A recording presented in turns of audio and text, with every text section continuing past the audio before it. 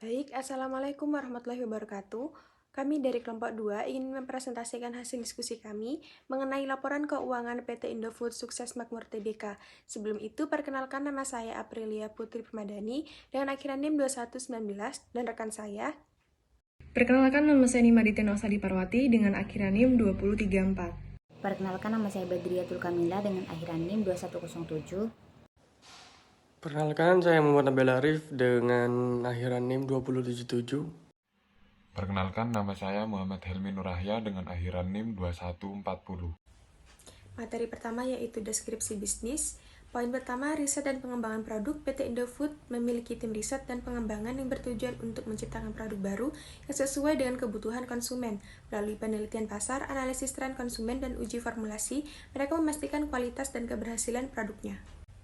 Lalu poin kedua yaitu produksi. PT Indofood memiliki pabrik-pabrik modern dan terintegrasi yang menggunakan teknologi efisien dalam proses produksi makanan dan minuman mereka. Mereka juga memiliki bahan baku berkualitas, melakukan pengolahan, pengemasan, dan kontrol kualitas yang ketat untuk memastikan bahwa produk mereka ini sudah berkualitas tinggi dan aman. Lalu poin ketiga yaitu distribusi. PT Indofood memiliki jaringan distribusi yang luas untuk mendistribusikan produk ke seluruh Indonesia, bahkan ke luar negeri. Mereka menggunakan sistem logistik efisien untuk memastikan bahwa pengiriman mereka sudah tepat waktu. Lalu poin keempat yaitu pemasaran dan penjualan. PT Indofood memiliki tim pemasaran yang menggunakan berbagai strategi pemasaran seperti iklan, promosi, dan kegiatan penjualan untuk meningkatkan kesadaran dan penjualan produk oleh PT Indofood. Selanjutnya yaitu jenis industri. PT Indofood adalah perusahaan pengelolaan makanan dan minuman yang memproduksi mie instan, susu, minuman ringan, makanan siap saji, bahan baku, dan produk olahan ayam. Industri ini penting dalam ekonomi Indonesia karena permintaan terus meningkat seiring dengan populasi dan pola konsumsi yang berubah. Baik, materi selanjutnya yaitu kondisi internal perusahaan PT Indofood.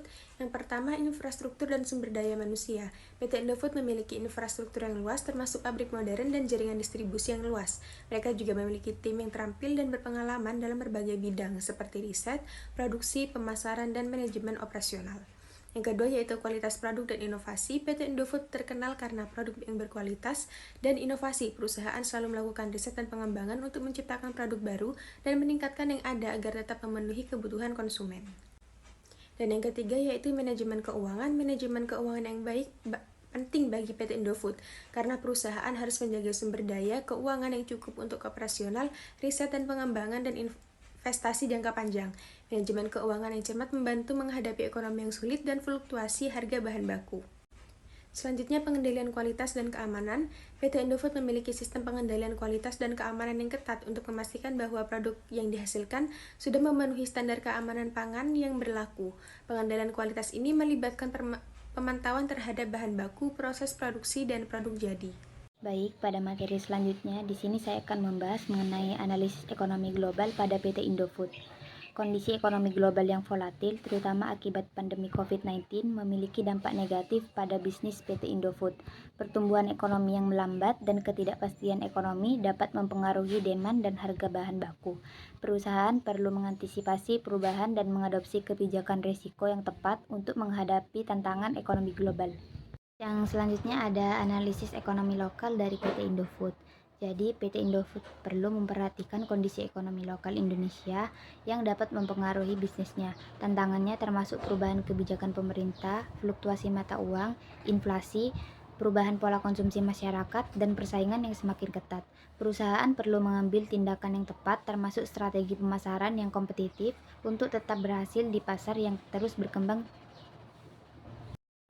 Yang selanjutnya ada tinjauan industri dan posisi persaingan.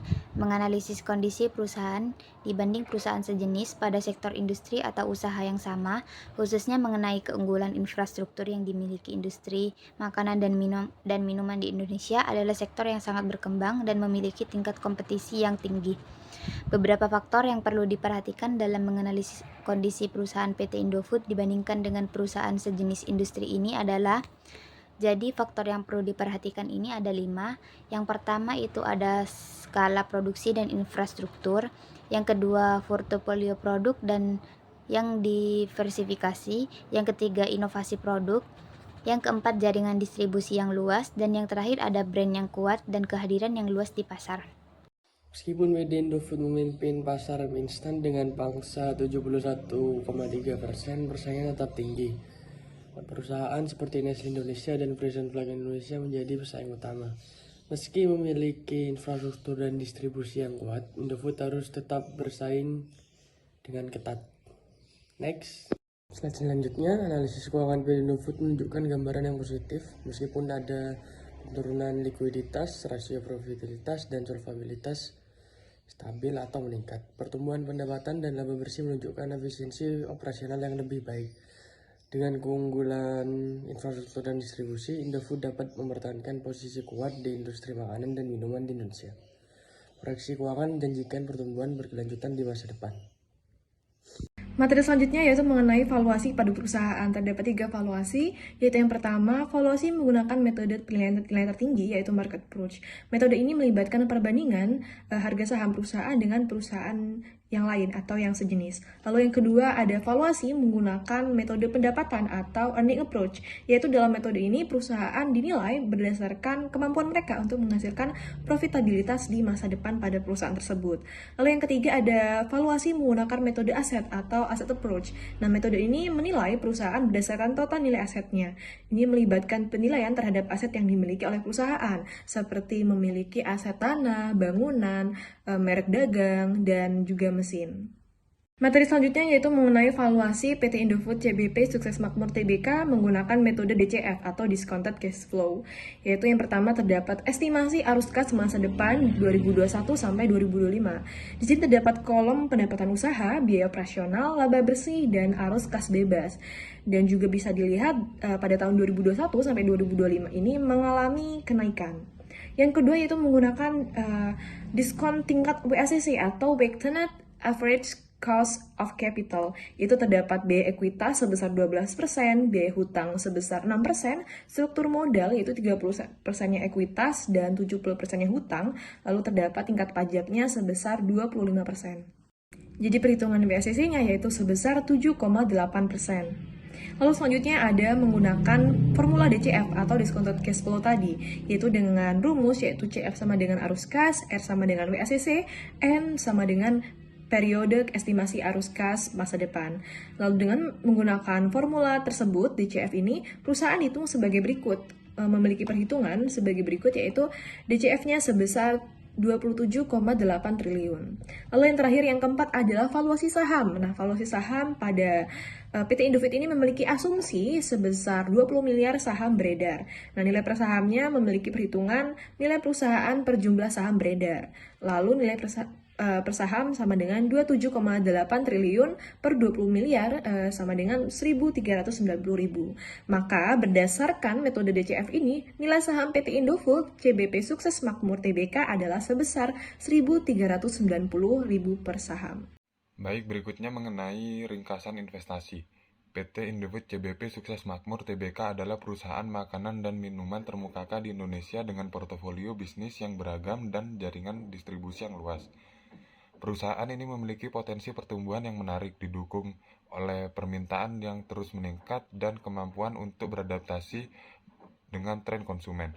Keuangan perusahaan solid dengan kinerja pendapatan, laba bersih, dan arus kas bebas yang terus meningkat. Indofood juga memiliki manajemen yang kompeten dan keunggulan kompetitif yang menarik dengan pangsa pasar yang luas.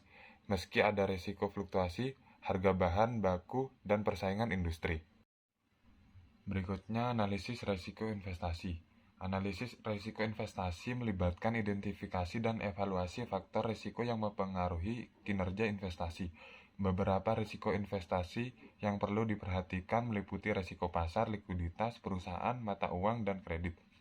Risiko pasar terkait fluktuasi pasar, sementara risiko likuiditas terkait kemampuan membeli atau menjual dengan harga dan jumlah yang diinginkan. Risiko perusahaan terkait kinerja dan kondisi keuangan perusahaan.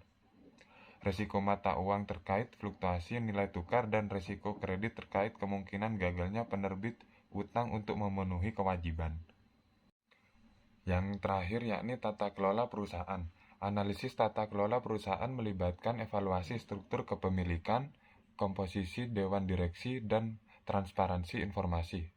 Struktur kepemilikan mencerminkan kepentingan pemegang saham, sementara komposisi dewan direksi mencerminkan praktik tata kelola yang baik.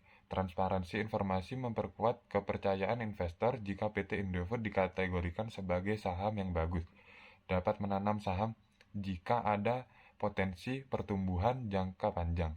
Namun jika ingin mengunci keberuntungan atau ada faktor yang mempengaruhi kinerja perusahaan, bisa menjual sebagian atau seluruh posisi saham.